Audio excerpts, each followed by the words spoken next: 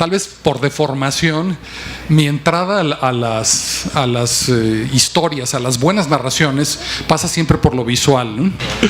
Sí, no, claro que lo pueden ver y pasa Belarmino, porque qué mejor introducción que vean el trabajo que vamos a presentar hoy y proponerles. Pero yo un poco sigo con mi introducción.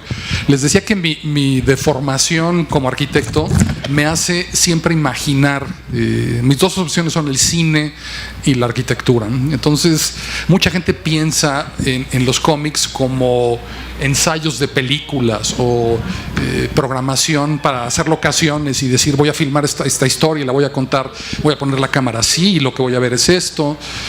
Y en realidad el cómic es para los que llevamos, para los creadores desde luego, pero para los que somos apasionados del cómic, nos parece una perogrullada, pero es una forma de expresión única y exclusiva. La narración secuencial es un arte mayor, ¿no? Y es lo que el cómic narra. Solo el cómic lo puede narrar, no es una aproximación de una película, no es una narración, no es literatura, es una narración gráfica. Entonces Augusto es un narrador gráfico que tiene una trayectoria para mí muy muy interesante. Ahí les puse, no son todos, pero son todos los que yo tengo.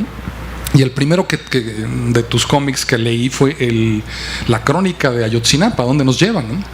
Y fue para mí muy revelador, ¿no? Descubrir no solo lo que ya les dije, que el cómic es una forma de narrar un arte mayor, que lo que cuentan no se parece a nada más que a lo que hace el cómic, pero también descubrir que el cómic no hay temas tabús para el cómic. Esto es una crónica periodística. Augusto se metió a contar, ustedes recordarán lo que pasó en Ayotzinapa con los estudiantes de la Normal Rural. Bueno, pues imagínense ahora este cómic, que ahora se los paso para que le echen un vistazo. Así descubrí a Augusto como narrador y me quedé deslumbrado. Es un cómic modesto, pequeño, creo que autopublicado incluso, pero increíble, ¿no? Increíble la investigación, el trabajo y el empeño en meterse a fondo en este tema, ¿no? Después, no lo tengo aquí, y por cierto, no sé si lo traigas porque lo quiero volver a comprar, el cómic con el que ganaste el concurso de memorial del 78. Sí, justo traigo nada más el de los fantasmas, bueno, y el de En busca de una voz se llama, ¿no? Que me parece maravilloso, y en ese empiezas, Augusto, como narrador, a incorporar metáforas que en Fantasmas de la Ciudad ya florecen y son como muy, muy evidentes. Ahí la narración era actualizar un poco el 68, de la matanza del 2 de octubre, pero desde la perspectiva de un personaje femenino que está en busca de una voz. Y lo que recuerdo del cómic, porque no lo pude revisar ahora, es esta maravillosa búsqueda gráfica. O sea, el personaje está buscando su voz y eso se manifiesta gráficamente. El personaje gráficamente habla de una manera al principio del cómic y al final habla de otra manera. Entonces es busca de un lenguaje, además de una reconstrucción histórica como Ayotzinapa. Y luego Grito de Victoria, ¿no? Que es fascinante porque ahí empiezas a meter la autobiografía. Sigues con la historia. Ahí estás hablando de lo que sucede en el 71, 3 años después del 68, esa manifestación que fue reprimida en San Cosme, en la Normal de Maestros. Pero la mezclas, son narraciones paralelas con lo que te tocó vivir a ti. Ahí sí ya tú sales en ese cómic, eres un personaje en el cómic y hablas de Yo Soy 132 y haces paralelos entre estas dos manifestaciones, lo que me pareció genial y muy interesante. Y además estaba tratando de recordar todas las charlas que he tenido contigo y cómo cada vez que presentas un nuevo proyecto le vas añadiendo capas de complejidad, no solo a tu técnica gráfica sino a tus temas, ¿no? Y bueno, sí, ya pasando a Fantasmas de mi Ciudad, que es el cómic que estamos aquí, échenle un vistazo para que lo vayan viendo. Aquí ya se mezclan no solo una técnica que me deslumbró, las acuarelas, ya nos contarás tú ahora de la técnica, pero gráficamente se convierten para mí en una obra mayor. O sea, yo aquí sí ya veo un creador dueño de su técnica y dueño de su narración, y veo 3 niveles o sea, siguiendo con estos que les contaba de los proyectos originales de la historia, porque aquí hay reporte, hay crónica de los barrios y de las zonas marginales de la ciudad, pero añades este tema de los fantasmas, ¿no? Y esa sería mi primera pregunta, ¿no? ¿Cómo dentro de este trayecto que describí muy brevemente, cómo de repente se mete esta idea del fantasma? ¿Cómo empieza el fantasma de este proyecto? Y bienvenido, Augusto. Muchas gracias, pues a la Brigada para Leer en Libertad. Muchas gracias sobre todo a ti, José Ramón, porque siempre es un lujo y un gusto poder presentar mis novedades aquí en el Tianguis, ¿no? de Reforma. A veces me ha tocado en la Alameda.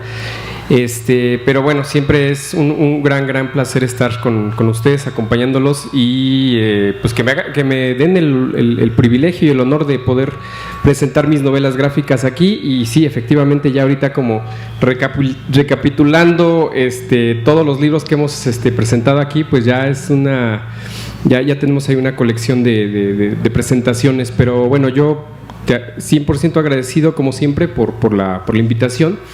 Y bueno, esa breve resumen de mis obras, pero muy bien planteada y muy consistente, justamente habla de esa evolución como autor que pues a veces es inevitable, ¿no? O sea, siempre que andas ahí practicando, que estás escribiendo, que siempre tienes como la intención, la idea, la necesidad, porque es una necesidad de pronto impetuosa de seguir aprendiendo a cómo cautivar mejor al lector, ¿no? A los lectores. En ese momento te das cuenta que pues sí, ya avanzaste un recorrido y de pronto, o sea, al voltear para atrás como que te das cuenta de que pues sí ha sido pues evolucionando, ¿no? O sea, y bueno, y qué bueno, porque si no fuera así, pues querría decir que pues no estás avanzando, ¿no?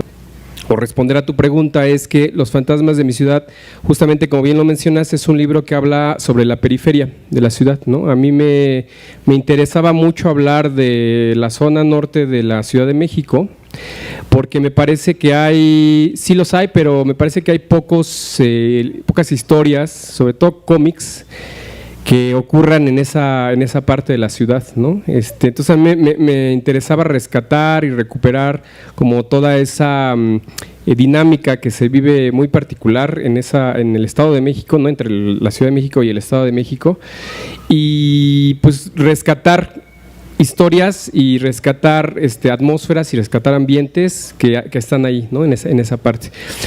Porque, por ejemplo, bueno, está el trabajo de Edgar Clement, ¿no? Que es muy representativo de la historieta en México. Ocurre, por ejemplo, Operación Bolívar ocurre en el centro de la Ciudad de México. Luego tiene otra obra que se llama Los perros salvajes, que ocurre en Ciudad de Nezahualcóyotl, que también es la periferia de la ciudad. Hay por ahí otros autores y autoras mexicanos que han hecho cómics sobre Ecatepec, por ejemplo, ¿no? Pero a mí me interesaba hacer como algo de la zona industrial de Tlalnepantla, Estado de México, y Azcapotzalco, ¿no? Como en esa limítrofe. Y pues hablar de lo que sucedía ahí, ¿no? Hablar como desde la ficción, ¿no? Hablar desde estos seres, pues espíritus, entes, que son los fantasmas, ¿no? Que mucha gente puede creer en ellos o no, pero que siempre que son como, dentro de toda la historia, pues son como una metáfora constante de las cosas que están sucediendo en esa parte, ¿no? de la Ciudad de México, y que suceden en muchas partes, ¿no? O sea, el hecho de que yo cuente algo desde lo local no quiere decir que solamente la gente de ahí lo va a entender, sino que es una cosa que pasa en muchas partes de la ciudad, ¿no? En muchas ciudades, en muchas urbes y en muchas periferias de las grandes ciudades, ¿no? Entonces esa era mi intención, esa era pues la meta de contar estas historias, y que todos los ambientes y las atmósferas fueran reconocibles también, ¿no? O sea, pero reconocibles, pero a la vez también que un lector que a lo mejor nunca ha estado ahí, que pudiera leerme en Colombia, o que pudiera leerme en Argentina o en otro país, quizá no va a reconocer los espacios tal cual, pero que pues pudiese sentir identificado con esas urbes, ¿no? Y con esos paisajes urbanos y esos paisajes también de repente llenos de zonas industriales, llenas de vías del tren. Entonces, bueno, los fantasmas surgen porque, primero, quizá en estas historias en particular que tú tienes, no hay ese elemento mitológico mezclado con la realidad, pero en otros libros que por cierto, a ver si luego presentamos aquí, que por ejemplo es el de el Encuentro en la Tormenta, ¿no? que habla como de seres mitológicos de la zona de Veracruz, y el otro que no se ha editado aquí en México, que se editó en Canadá, que es el de Vías al Abismo. Cuando se edite aquí en México quizá podemos hablar de él, que habla sobre migración. Sí, bueno, sí me oigo, ¿no? es el sonido ambiental del cómic, ¿no? Es el soundtrack del libro de los fantasmas. Pero voy utilizando esos elementos como mitológicos, que son como una especie de metáfora de las cosas que yo quiero hablar, de las cosas que suceden socialmente, ¿no? Pero vámonos por partes, porque creo que te abrumé con la introducción. O sea, a mí lo que se trataba de decirles es que tú empezaste como un narrador histórico, periodístico, con un registro personal, autobiográfico, pero siempre anclado en la historia y en eventos que te ha tocado vivir o que te ha interesado estudiar, ¿no? Parece claramente un proyecto personalísimo, ya nos hablaste un poco de los ambientes industriales, que es una parte fundamental y que yo como arquitecto, cuando veo una historia de fantasmas y la veo, para mí esas industrias abandonadas, por ejemplo en Azcapotzalco, lo que era la refinería, que ahora es este parque, en algunas partes maravillosas, otras no tanto, pero los fantasmas de una ciudad son eso, ¿no? Son cuerpos que han quedado un poco abandonados, atrofiados, que algunos recuerdan pero en fragmentos y que empiezan a convertirse en mitos y historias. Me parece muy interesante que elijas esos páramos industriales para poner a estos tres protagonistas, que por qué no nos hablas un poco de cómo nacieron esos tres protagonistas, y también te añadiría la pregunta de por qué una mujer, por qué sueles tener mujeres en el centro. O sea, hay tres, en realidad la protagonista es la mujer, San Victoria, ¿no? Viridiana, es que además se llama Victoria. ¿Te gustan que sean mujeres que empiecen con B? Pero ¿cómo nacen los protagonistas de fantasmas? Bueno, sí, pues, como bien lo mencionas, el protagonista, el personaje principal es Viridiana San Juan. Es una chica que ve fantasmas, es una chica que tiene esta habilidad, ¿no? de ver espíritus, de ver espectros, y dentro del mismo libro, dentro de la misma historia, ella va a tratar de aprender muchas cosas, ¿no? Pero una de ellas es que trata como de lidiar con estas visiones, ¿no? Con estos fantasmas, espectros que de repente la acechan, la observan, tratan como de decirle algo. Ella va a tratar como de enfrentarse y va a tratar de adaptarse de algún modo a través de todo este viaje que va a hacer, ¿no? El viaje de la heroína, ¿no? en estos fantasmas de mi ciudad. Y tiene dos amigos, ¿no? Tiene dos cuates que dentro de Viridiana y sus amigos más o menos son adolescentes, ¿no? Están como en esa transición entre la pubertad y la adolescencia. Y ellos, Viridiana, una de las formas que tiene para tratar de digerir esta situación que ella vive día a día, de estar viendo de repente espectros ahí en la calle, en el barrio, lo hace a través del juego, ¿no? Y trata de jugar con sus amigos a ser cazafantasmas y de algún modo tratar de convertirse en youtubers, ¿no? Tratar de volverse virales en internet, haciendo videos de estas visiones que de repente ya ve. En algún punto de la historia, y digo sin llegar al spoiler ni nada, ese es el arranque de la historia, los bullies de la escuela les roban la cámara y es ahí donde empieza toda esta búsqueda, porque hay una ese trío, ese grupo de Viridiana y sus dos amigos, de pronto justamente cuando les roban la cámara se desintegra, ¿no? Uno de ellos, que es Nicario, que es el segundo personaje principal, decide tratar de algún modo demostrarle a los bullies que él es más cabrón, ¿no? Y tratar como de buscar la forma de enfrentarlos y tratar de recuperar la cámara, pero a su vez Viridiana también intenta hacer eso, pero a través de otro camino, ¿no? O sea, como que los dos personajes siguen caminos diferentes, pero a la vez los dos tienen esta intención de volver a reunir al trío de cazafantasmas. Dentro del viaje, bueno, esos son los tres protagonistas. Me faltó mencionar a Benito, que es el tercer personaje, que es el aliado de Viridiana. Hay por ahí también cuando ya empiezan a leer la historia, hay por ahí un triángulo amoroso, ¿no?, entre los tres. Pero bueno, Benito es el personaje que le va a ser fiel a Viridiana y que va a seguir con ella todo el tiempo durante el viaje.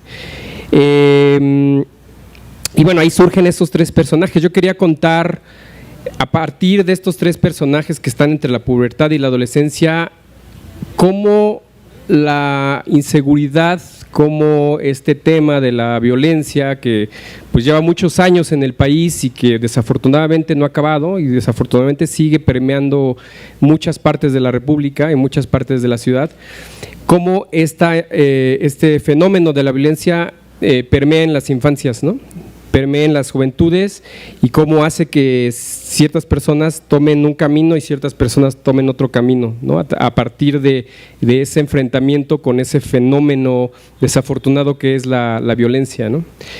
Esta historia empieza a surgirme, ¿no?, a lo mejor me estoy adelantando a las preguntas, pero empieza a surgirme como a partir de estar viviendo justamente en esa zona entre la Ciudad de México y el Estado de México, ¿no?, como en esa periferia, y comenzar a ver cómo de pronto la violencia empieza a llegar a esa parte de la ciudad, ¿no?, esa parte de que solía de pronto ser como de la gente, solía ser los espacios comunes, solían ocuparlos para reunirse, para pues hacer una kermés, hacer una reunión vecinal, etcétera. De repente pues empiezas a hacer como ya da miedo, ¿no?, salir, da miedo reunirse, da miedo inclusive pues estar estacionado ahí nada más, porque de pronto pues surgen algunas cuestiones de inseguridad, ¿no? Y entonces yo quería hablar justamente no tanto de cómo afecta pues a la ciudadanía en general, sí lo habla, ¿no?, pero sobre todo en las infancias, cómo esa inseguridad va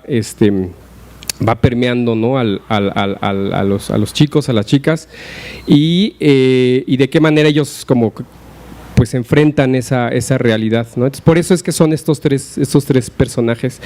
El nombre de Viridiana, y con la coincidencia con Victoria, del libro de Grito de Victoria, en realidad justo es una coincidencia, porque de pronto sí suelo como usar nombres, digo, el nombre de Victoria creo que es mucho más evidente, ¿no?, porque habla pues de un movimiento social, ¿no?, habla de la B de la Victoria, etcétera. En el caso de Viridiana, por ejemplo, lo que sí tiene mucho significado ahí es el apellido, ¿no?, que es San Juan, que es una especie de guiño, de easter egg a Juan Rulfo, ¿no?, a Susana San Juan, el personaje de Pedro Páramo.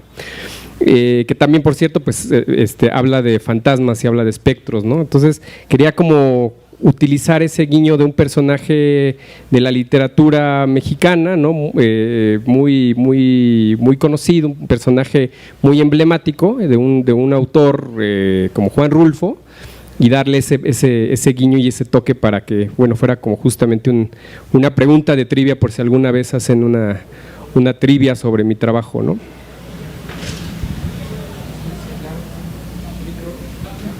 Micro acá. ¿No se escucha el micro de José Ramón? Así es, no me lo apagues. De vez en cuando sí hablo yo también.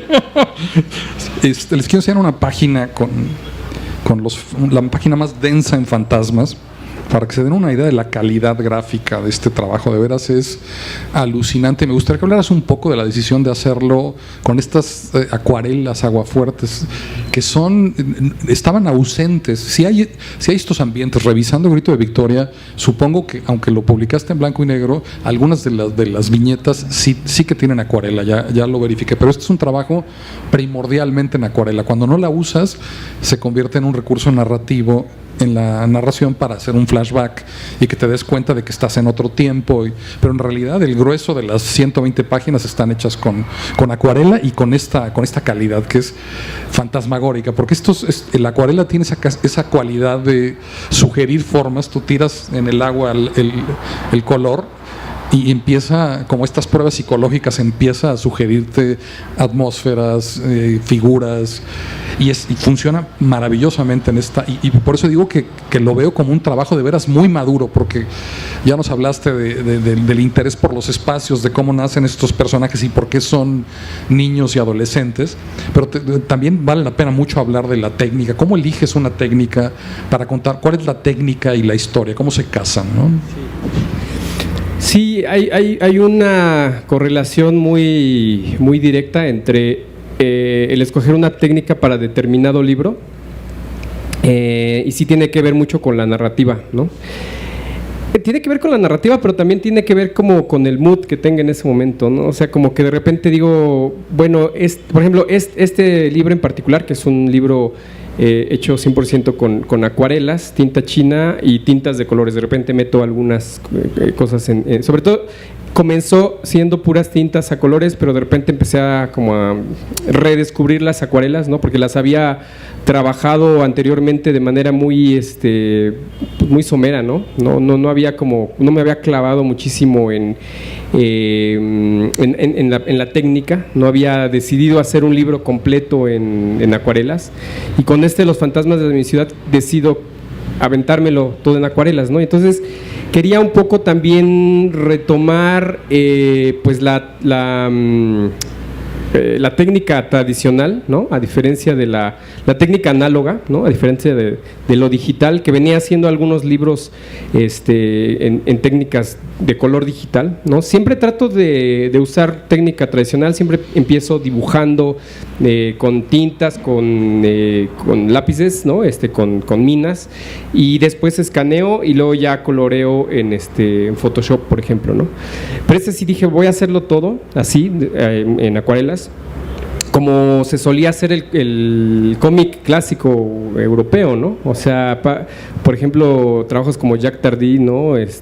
Moebius, ¿no? Que pues tienen unas acuarelas impecables y que pues actualmente pues ya con la llegada de los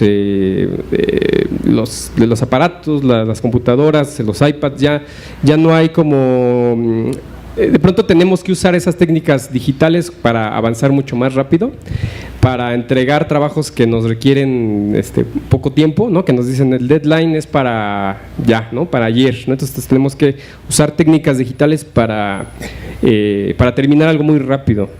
Pero yo quería darme ese gusto, ¿no? Ese lujo de poder hacer algo con más tiempo, y dije, pues este es el momento de hacer Los fantasmas de mi ciudad con una técnica de novela gráfica que quizá ya no se usa tanto como antes, que pues era pues de las técnicas más utilizadas, ¿no? Para hacer, sobre todo en el cómic europeo, ¿no?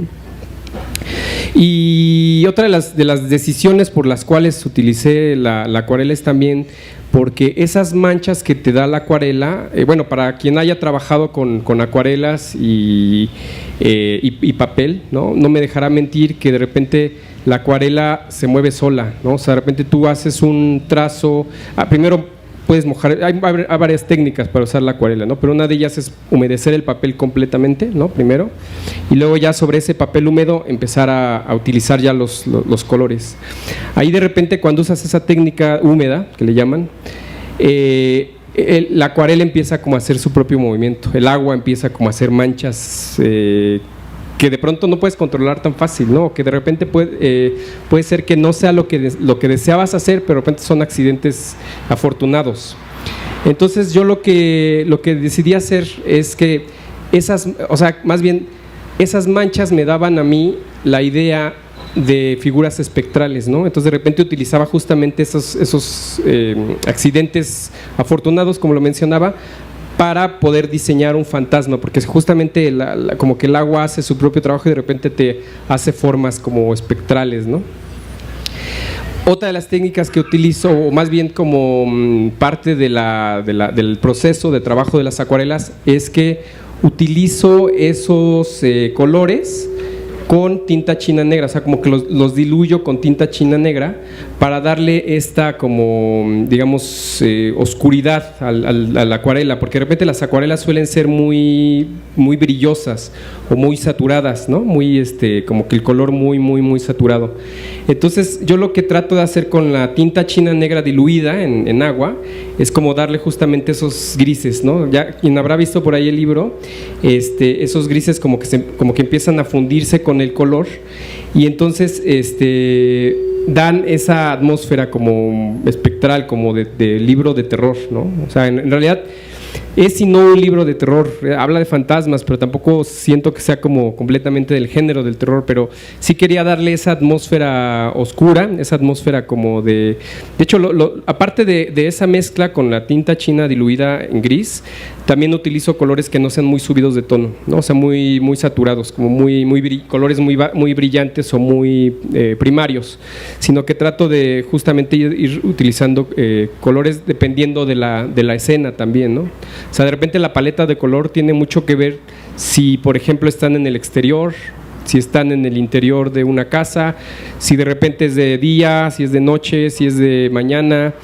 Es que digamos que la técnica, uno como escritor, como dibujante, la tiene, como narrador gráfico más bien, la tienes que utilizar como parte de tu narrativa, como parte de lo que les estás contando a los lectores, ¿no? Entonces, por ejemplo, justo toda esa paleta de colores va como que también contando algo, ¿no? O sea, si tú vas viendo cada una de las escenas, tiene un color diferente y cada color te va mandando una señal diferente, un mensaje diferente también en esa parte, ¿no? Justo esto te quería preguntar, pareciera que los colores, ya me estás dando pistas de cómo leer tus selecciones de color. Al principio pensé que los interiores eran cálidos y los exteriores eran fríos, que más o menos es consistente con el tratamiento, pero hay excepciones. Entonces claramente no es un criterio rígido, sino que lo que priva es la emoción, es correcto. O sea, la emoción de la secuencia es más importante que esté casada con el color, que por ejemplo tengas una estrategia de color consistente a lo largo de la narración, como esta que describo, de exteriores fríos, azules, colores cálidos, interiores fríos y ¿esa dicotomía o estoy equivocado? Sí, tiene que ver mucho más con la emoción que quiero yo transmitir en ese momento, dependiendo de la escena, ¿no? De repente hay una escena donde parece, justamente la tenías hace un momento, bueno, esta es como la escena clímax, ¿no? Rojos muy agresivos de repente, ¿no? Morados, que tienen que ver también como con el luto, que tienen que ver con la muerte, ¿no? Rojo, que tiene que ver como con la agresividad, la violencia, ¿no? Esa es como justamente la etapa clímax del libro, ¿no? Pero en la parte que estabas viendo hace un momento de los interiores, de repente hay como unos colores cálidos, ¿no? Donde parece que el personaje de Viridiana se siente tranquila, ¿no? Se siente de algún modo protegida al estar al interior de su casa, pero inmediatamente cuando apaga la luz todo cambia, ¿no? Y todo se vuelve hacia lo oscuro, hacia los tonos más fríos, ¿no? O sea, de un tono de cálidos, ¿no? De rojos, amarillos, rojos, pero no tan subidos como los de la última parte, cambia completamente a azules, morados, como ese estilo muy particular de mostrar justamente esa emoción de la seguridad, del sentirse como protegido a lo frío, ¿no? Al frío de los colores y bueno, justamente como conservando esa dinámica de tratar de hablar más bien de las emociones a través del color de las acuarelas, ¿no? Otra técnica que has usado en casi todos tus libros es la fotografía, que no hablé del libro de Quebec, que me encanta, es chiquito, Apuntes de viaje en Quebec, que es una autobiografía cuando te fuiste a hacer una residencia artística, que de hecho está al origen de este libro. Y que además está ahí. Hoy me di cuenta en la mañana que hay una página de fantasmas de ciudad. Justo ahí estás hablando de qué es una residencia gráfica y sales obviamente tú, tu mano y estás dibujando una página de Entonces me encanta esa dimensión. Al principio menciona que tú eras personaje en algunas de estas narraciones, pero esa en primerísima persona, en la que hablas de tu oficio, en la que hablas de este proyecto, es como meterse en la cabeza de un creador y me encanta eso, ¿no? O sea, aprendes del oficio y estás, o sea, yo estaba contigo ahí, tú con tu cámara, ya iba la pregunta, en Quebec, fotografiando este lugar y las páginas de tu cuaderno vuelan y dices qué mala idea es ponerme a dibujar en la punta de un cerro donde el viento pega durísimo, pero es padrísimo la sensación de compenetración, cuando leemos nosotros hacemos la narración, pero en el caso de este tipo de libros es doblemente, por lo menos para mí es doblemente fuerte, ¿no? Y en este libro, para crear estos ambientes tan espectrales, tan hermosos, porque gráficamente de veras que lo son, me parecen hermosísimos, no usaste la fotografía. O sea, pareciera que en este libro, no sé si hiciste ese trabajo de dibujar estos páramos industriales y luego hacer una síntesis que ya no es como en esos casos, o sea, que tienes, incluso a veces incluyes la foto o dibujas sobre la foto, como hacía Tardy o tantos de esos, esa escuela francesa de realismo absoluto, de fotografiar la Place de la Concorde, y entonces está la foto y está dibujando Tardy. Tú lo has hecho y aquí no lo haces, y aquí parece que, no sé si trascendiste, ya estás los ambientes ya son producto de una síntesis, o qué pasó ahí con ese trabajo, ¿no? Sí, bueno, mira, tiene dos explicaciones. La primera es te diría que la fotografía para mí siempre es bien importante para la parte de la documentación. Es decir, de pronto hay fotografías que tomo para después no precisamente utilizarlas y ponerlas en el libro tal cual, ¿no? Sino más bien de pronto ponerlas en la pantalla y estar ahí como referencia, ¿no? Como referencia de un espacio, de un ¿cómo se llama? De un edificio, de una escultura, de un paisaje. Por ejemplo, de los fantasmas de mi ciudad tengo un montón de fotos, ¿no? De referencia de las fábricas, de las vías, de los paisajes urbanos que retomé para eso, pero solo sirvieron para referencia, ¿no? Hay veces que me da el tiempo y me da chance de estar dibujando, por ejemplo, lo que mencionabas hace un momento, ¿no? Que pude hacer en Quebec, también acá en México. De repente lo que hago es como estar en el lugar y estar dibujando el puente, estar dibujando las vías, estar dibujando las edificaciones, las casas, etcétera, ¿no? Aunque de pronto pues tiene sus pros y sus contras, como la anécdota que cuentas de que de repente pues el aire puede ser muy inclemente y te vuela las hojas, o de repente empieza a llover y te tienes que mover, o luego es muy cansado aunque te lleves un banquito, de repente pues ya la espalda duele, ya te tienes que cambiar de posición o ya descansar. Por eso siempre llevo cámara y siempre estoy como sacando fotos de referencia. Muy en particular, por ejemplo, en el caso de A dónde nos llevan y de Grito de Victoria, donde sí aparecen fotos, y bueno, y de Quebec también, donde sí aparecen fotos, es que yo les quisiera mandar el mensaje a los lectores y a las lectoras de que eso que yo les estoy contando es no ficción, ¿no? ¿Sabes? Es un trabajo, es una crónica, es una narrativa de algo que realmente sucedió, y por eso inclusive hay fotografías, ¿no? A diferencia de Los fantasmas de mi ciudad, que es una ficción basada en cosas reales, pero es una ficción, todo es ficción. Esa idea de utilizar las fotografías en el libro, ¿no? Las fotografías que yo tomo directamente en el libro me surgieron después de haber visto una novela gráfica que se llama El fotógrafo. No sé si la ubicas. ¿Es de Guy Delisle, del canadiense? No es de Guy Delisle. Ahorita se me va a acordar. Eso es un francés. Bueno, es que en realidad son tres. La estoy confundiendo, pero sí, estoy casi seguro que sí la he visto, ¿no? Sí. De hecho, la portada pues es un fotógrafo que está con el lente directamente viendo al público, ¿no? Con la cámara así. A ver, deja ver si me acuerdo cómo se llama, al menos el dibujante. Híjole, se me fue ahorita la onda. Bueno, el punto es que es un referente, me acuerdo, ¿no? Estás pensando en ese trabajo. Sí, porque lo vi y es justamente una crónica, ¿no? que hace el periodista, y va haciendo una crónica sobre las comunidades gitanas en Europa, ¿no? Entonces él pues va sacando de repente fotos de las comunidades, de la gente, de los paisajes, y va combinando entre viñetas y dibujos y fotografías, y me pareció muy interesante esa propuesta. Y dije, bueno, sí, es que en realidad eso te hace darte cuenta que lo que estás leyendo no es una ficción, no es una cosa inventada, no son personajes que no existan, sino que sí son personajes que estuvieron ahí en ese lugar, y tienes ese registro de esas fotos, ¿no?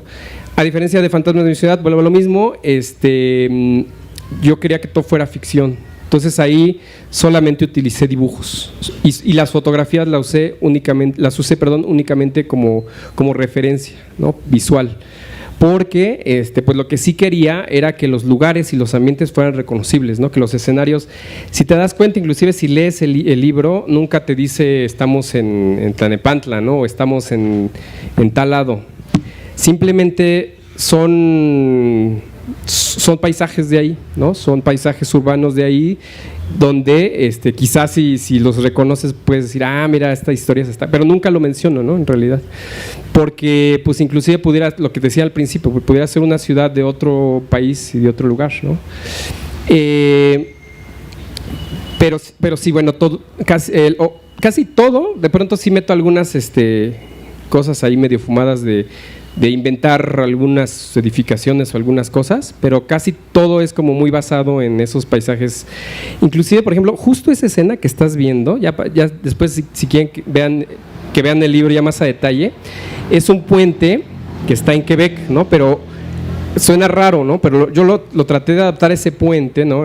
Con su río, adaptarlo a algo más como mexicano, pero me basé en la estructura, porque pues era muy similar a las cosas que de pronto yo veía acá, esas zonas industriales que hay en las afueras de Quebec, y dije, pues este escenario está chido para meterlo en el libro, y lo dibujé tal cual, ¿no? Entonces de pronto es también pues un poco un homenaje, un guiño a que ese libro en particular lo terminé estando en Quebec, ¿no? En aquella ciudad.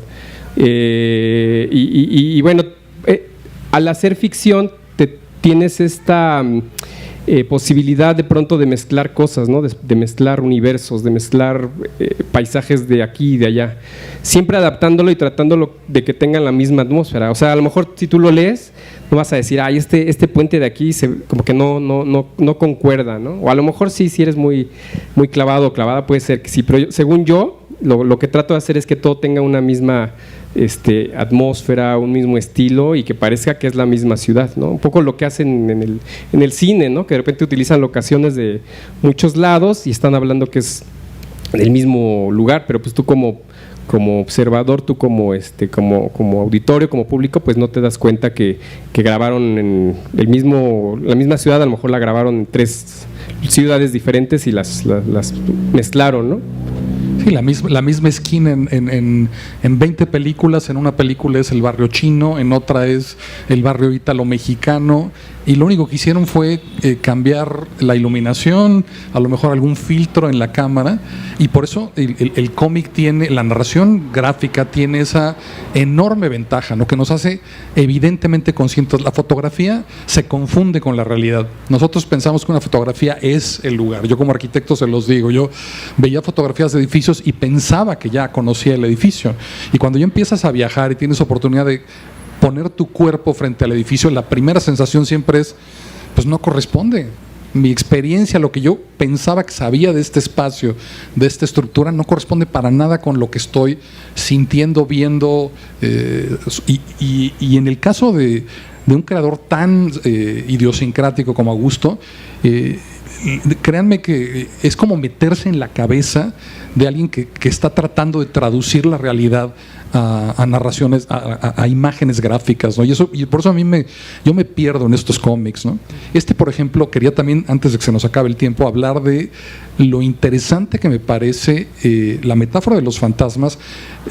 para unos niños, para esta niña, ya explicaste, Victoria San Juan, que ve fantasmas y que sus amigos tratan de acompañarla y también ser testigos de lo que ella ve, un poco tratando de seguir la visión de esta amiga que ellos no comparten, pero que le creen, ¿no? La siguen ciegamente y están detrás de ella. Y lo que ella está viendo es la violencia que hay. El fantasma profundo es la violencia que nos acecha a todos en esta ciudad. Cuando salimos y decimos, ¿será hoy el día que me toque a mí de ser asaltado, atropellado, mordido? La violencia que nos acecha en la ciudad, y este personaje femenino lo vive con una intensidad brutal, y además hay escenas, no les voy a spoilear, como dice Augusto, las cosas que realmente pasan, la violencia que realmente sucede, que tiene que ver con los puentes, y que nosotros tenemos en la cabeza, porque todos hemos visto esas imágenes de violencia en los puentes de México, y eso es lo que ve esta protagonista. Entonces es notable para mí cómo logras evocar esa violencia y al mismo tiempo mantener el tono. Es una historia de niños, ¿no? Nunca vira hacia, o sea, no es escandalizante, pero cierras el libro y dices, como que se te quedan los fantasmas. ¿Qué es realmente lo que acabo de ver? Como esas historias de el lobo y Caperucita se la va con... Entonces, ¿pero qué es el lobo como metáfora? Si te pones a pensar en eso, es inquietante, ¿no? Si te pones a pensar en por qué dibujaste los fantasmas que dibujaste, que ya los verán ustedes, son inquietantes y se quedan contigo, y eso creo que también es un triunfo de tanto de la narración gráfica como del libro, ¿no? Los fantasmas son reales, ¿no? Sí, justamente pues quería utilizar esta figura, este símbolo de los fantasmas como pues una especie pues tú lo dijiste, es una metáfora, ¿no? Estas dos historias, ¿no? La historia de Viridiana y sus visiones y sus fantasmas y sus espectros, de pronto se empieza a mezclar con otra historia que va como en paralelo, ¿no? Como la historia subterránea que de pronto ya al final del arco, ¿no? Tiene que como juntarse y como entremezclarse. Y sí, justamente al final, digo, lo que pasa es que no les quiero, de pronto cuido mis palabras para no spoilearles el final, porque me gusta, a mí como creador, de hecho una de las cosas que me gusta mucho es la vuelta de tuerca, ¿no? El plot twist, ¿no? Como tratar de que el lector de pronto que está leyendo algo se quede con la historia, porque de pronto hay como un giro, ¿no? Como un giro de 360 grados que a lo mejor no se les espera. Me encantan ese tipo de historias y es lo que yo siempre trato de hacer con mis libros. A veces me sale mejor que otras, a veces no me sale tan bien, a veces no se presta la historia para eso, ¿no? En particular esta de los fantasmas de la ciudad sí se presta, ¿no? Por eso es que te digo que quiero como cuidar las palabras que voy usando, pero sí, la parte de los fantasmas sí tiene que ver con esa atmósfera de violencia que se vive realmente en una urbe, ¿no? Y sobre todo pues en la periferia, que ha sido como muy, muy particular. Creo que por ejemplo en esta parte de la ciudad pues todavía existe esa tranquilidad. Yo me siento muy tranquilo, ¿no? A diferencia de cuando estoy allá en mi barrio, ¿no? Caminando y usando la bici y todo, y acá me siento súper, o sea, me siento completamente en otro, ¿no? Yo quería retratar eso, ¿no? Quería justamente y a través de símbolos, ¿no? Que justamente son los fantasmas, para que se entendiera mucho mejor que si fuera nada más una historia pues de violencia y de inseguridad sin estos elementos simbólicos, ¿no? Como que sí, que la gente diga, sí, cierto, este fantasma representa esto, ¿no? Inclusive cada uno de los personajes de los fantasmas que aparecen ahí, también si se ponen a darle una leída, y los que ya lo leyeron una segunda o tercera leída, se van a dar cuenta que cada uno de los fantasmas que aparecen ahí como que simboliza un tipo de ¿cómo le podemos decir? De toda la diversidad que tenemos en la ciudad de personas, ¿no? Trata de simbolizar una persona, ¿no? De ese grupo, digamos. Entonces, de repente hay un personaje que aparece en las vías, que es el primer fantasma, ¿no? Aparece en las vías y como que cuentan y que como que le dicen a Viridiana que es una persona que el tren no dicen más, ¿no? Pero te pones a tratar de analizar y dices, pues bueno, pues pudo haber sido a lo mejor un migrante que iba en la Bestia y se cayó. O sea, hay ese tipo de guiños que no necesariamente los hago tan evidentes, ¿no? Sino que nada más aparecen de repente ahí. Y cada uno de esos fantasmas representa algo, ¿no? Entonces sí son representaciones, son símbolos, son pues como cosas que pues tienen también de pronto una doble lectura y que a lo mejor no los percibes en la primera, pero ya después quizás releyendo y tratando de analizar esos pequeños guiños, pues los puedes descubrir, ¿no? Y lograste además incorporar al fantasma mexicano más famoso y conocido, a La Llorona, y eso es otra vez, no les vamos a spoilear cómo la usa en la novela, pero a mí me sorprendió muchísimo descubrir, y lo descubres muy al final de la novela, realmente qué es lo que estaba pasando con esa figura y qué relación tiene con tu personaje central, y es como que una capa adicional, ¿no? Y me gustó mucho que dijeras que además Viridiana se apellida San Juan por Rulfo y por Pedro Páramo y por los fantasmas de la literatura mexicana, como que le da un nivel adicional a este libro, o sea, no es solo un fantasma de la Ciudad de México, de sus posibles violencias, de sus promesas de miedo, de terror, sino también tiene vínculos con la historia de los fantasmas del imaginario mexicano, y eso me encantó en la novela, que tiene que ver con... Adelante.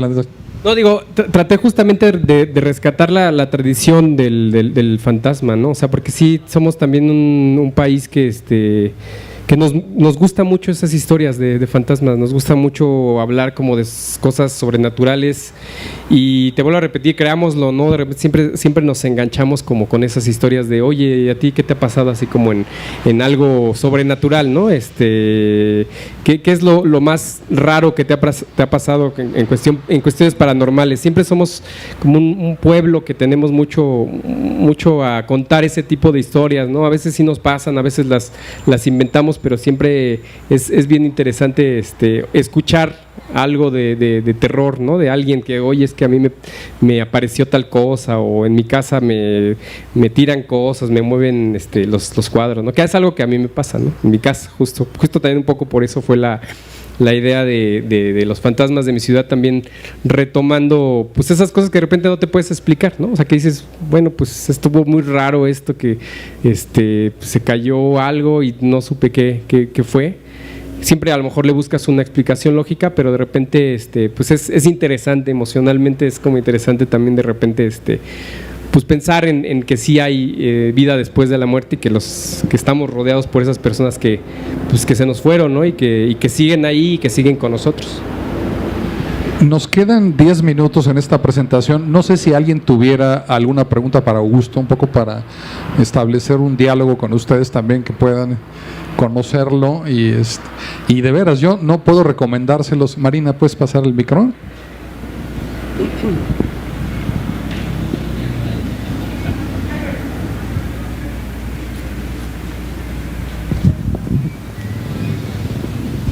Hola, buenas tardes.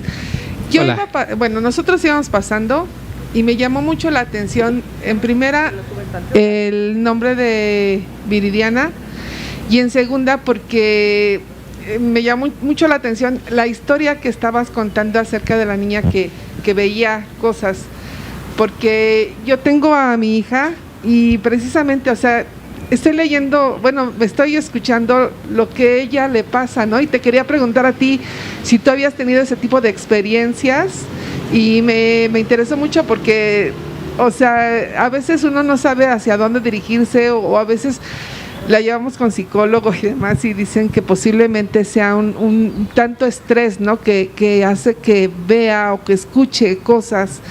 Entonces yo tenía el interés de, pues sí, ahorita lo estabas precisamente ahorita platicando, ¿no? De que has tenido experiencias, y sí,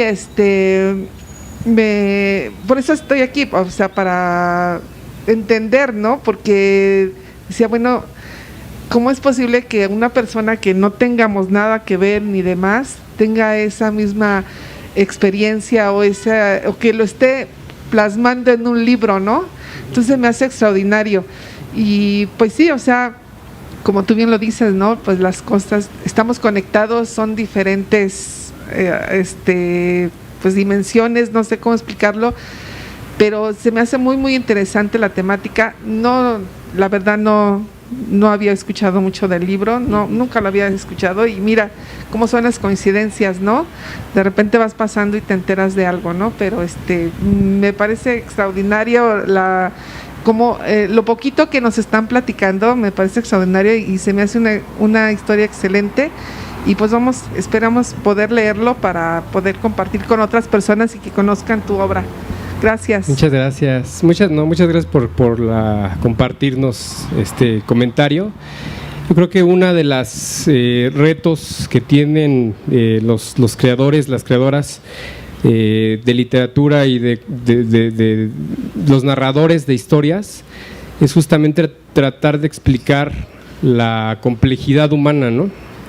Y hacer que con tu historia alguien se pueda sentir identificado es como que el reto más grande, ¿no? Tratar de no explicar, sino justamente tratar de hablarle a alguien que nunca has visto en toda tu vida, pero que a lo mejor a partir de estas anécdotas, historias muy personales, vas a hacer esa conexión con alguien, porque estás explicando la complejidad del ser humano, ¿no? Que de repente pues no sabemos por qué es que tenemos ciertas emociones o tenemos ciertas habilidades, ciertas cosas, ¿no? El personaje Viridiana al final de cuentas va a aprender algo, ¿no? Va a aprender algo bien importante, y de hecho es una de las premisas, me parece, de la historia, que muchas veces lo que nosotros creemos que es un problema, muchas veces es nuestra fortaleza, ¿no? Esa es como una de las frases y una de las loglines que yo quería como usar para el libro. Entonces, pues sí, digo, es un libro que al principio yo lo pensaba como para un público adulto, pero de repente me empecé a dar cuenta que le empezó a gustar a niños, a adolescentes, a gente de todas las edades, ¿no? Entonces, pues no sé, me parece interesante justamente lograr como conectar con mucha gente, ¿no? Y con esas personas. ¿Alguien más? Bueno, de entrada un anuncio, precio normal $3.50 en librerías, y gracias a Augusto, precio feria está en $2.70, así que yo creo que es una muy buena opción. Muchísimas gracias por este descuento de Feria de la Brigada. De Tianguis. Exacto, de Feria de la Brigada. Y ahorita que mencionaba usted, ¿no? De si alguna vez, ¿no? Que mencionaba Augusto, alguna vez alguna experiencia, ¿no? Con fantasmas, yo me acuerdo que hace unos años nos habían pedido que arregláramos las fotografías de los 49 niños de Guardería ABC, 49 niños que murieron por el incendio de Guardería ABC. Y era muy noche y teníamos que ir, pues son realmente las fotografías originales eran pues fotografía de carnet, eran muy chiquititas, y tenemos que arreglarlas para hacer unas fotografías de 1 metro, porque íbamos a hacer precisamente desde el Ángel, ¿no? Iba a haber una marcha, ¿no? Y de pronto abríamos estaba en mi casa con una amiga haciéndolo, y abríamos los archivos y las fotos nos desaparecían, y entonces 49, pues ahora hay 43, y ahora hay 41, y ahora, ¿no? Y entonces llega un momento en que estamos volviendo locas, todos están en el mismo archivo, y cada vez que abrimos el archivo para arreglar la que sigue, no coincide un solo número, ¿no?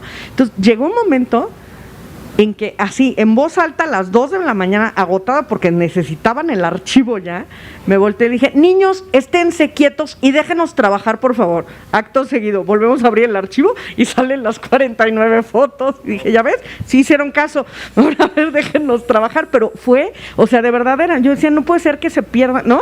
O sea, 20 veces el mismo archivo y nunca te coincide el número, hasta que les dimos la orden a los niños de que nos dejaran trabajar, y santo remedio. Y se lo contamos tímidamente a los padres, ¿no?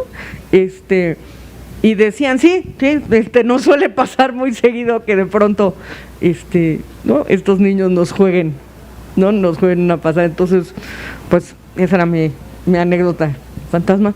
Yo, de verdad, lo recomiendo muchísimo. Yo quería preguntarte, pues, por la chamba de acuarela, porque ahora sí te metiste, y digo, yo que soy pintor aprendiz, o sea, no sabes lo que estoy viendo cada jugo y cómo le sacaste jugo a de pronto decir, vamos a entrarle a la acuarela después de haber hecho además tanta chamba en blanco y negro. ¿Qué sigue? ¿Te vas a saltar de la acuarela algo o vas a seguirle por ahí? No, fíjate que sí voy a cambiar un poquito. Ahorita estoy haciendo un proyecto, un libro, y quiero hacerlo en blanco y negro. Entonces quiero saltar a los carbones, ¿no? Estoy ahorita haciendo algunas cosas con carboncillos, con lápices, carboncillos, un poco de tintas también. Va a cambiar mucho porque pues esto es color, ¿no? Y de pronto lo que platicábamos hace un momento es que de pronto yo utilizo los colores para mandar ciertas emociones. Entonces para mí va a ser un reto de pronto con los carbones, ¿no? Y el lápiz, los carboncillos, tratar como de ver cómo los utilizo de forma que pueda transmitir esas emociones. Y pareciera, es medio raro lo que me pasó porque pareciera que me costó mucho trabajo porque es un libro de 120 páginas, es creo que el libro más largo que he hecho, ¿no? de la novela gráfica más larga. Pareciera que me llevó muchísimo, sí me llevó varios años, pero pareciera como que fue un calvario y en realidad no, en realidad lo disfruté muchísimo. En realidad cada página que hacía iba fluyendo muy, muy fácil, ¿no? Me quedé con ganas de hacer más páginas. Un poco lo que platicamos también hace rato es que cada libro voy escogiendo un tema, una técnica, ¿no? Entonces, por ejemplo, para el siguiente libro es un tema completamente diferente y creo que le queda mucho mejor el blanco y negro y los carbones, ¿no? Pero yo creo que en algún futuro sí retomaré la acuarela porque me encantó trabajar. Inclusive de pronto sentía que hacer una página acuarela me era más rápido hacerla que en digital. No sé por qué, o sea, ya es una cosa ahí medio clavada de geek, de pero sí siento como que de repente el control Z nos quita mucho tiempo, ¿no? En el Photoshop, ¿no? El estar como pintando y control Z para regresar. Y en la acuarela pues era como iba, ¿no? O sea, era de primera intención, era el primer trazo que iba quedando pues ya no lo puedes borrar. Entonces eso también agilizó mucho. De veras, marcan en sus calendarios. Hoy, domingo 25 de junio del 2022, estuvimos con Augusto Mora en el Paseo de la Reforma en la presentación de Fantasmas de la Ciudad y me lo llevé firmado. Este va a ser un libro importante. Augusto está, créanmelo, yo estoy convencido de eso, en la cúspide. Este libro es producto de una residencia en Canadá. Yo estoy a nada de verlo publicado fuera de México y que empiece a convertirse en un referente internacional de esta forma de expresión narrativa, gráfica, que es para mí sublime. Y en un trabajo como este, que nada más para cerrar, y si quieres tú añadir algo después, con eso nos despedimos, Augusto. Esto lo escribe Carlos Reyes, que es un guionista y creador de cómics en Chile, muy reconocido, que por cierto en la colección popular del fondo pueden comprar Los años de Allende, que es una crónica sobre Salvador Allende extraordinaria. Él escribe esto sobre Augusto, dice: esta novela gráfica utiliza una expresión de técnica mixta y consigue retratar paisajes y situaciones dolorosamente reales. La ciudad, sus colores, sus miserias y sus luchas cotidianas son puestas en escena por la habilidad y los agudos poderes de observación de Augusto Mora, que presenta uno de sus mejores trabajos y se consolida como el artista de cómic más prolífico de su generación. De veras, denle una oportunidad. Los Fantasmas de mi Ciudad es un gran trabajo. Augusto, gracias por presentarlo aquí y pues nos despedimos contigo. Muchas gracias, muchísimas gracias.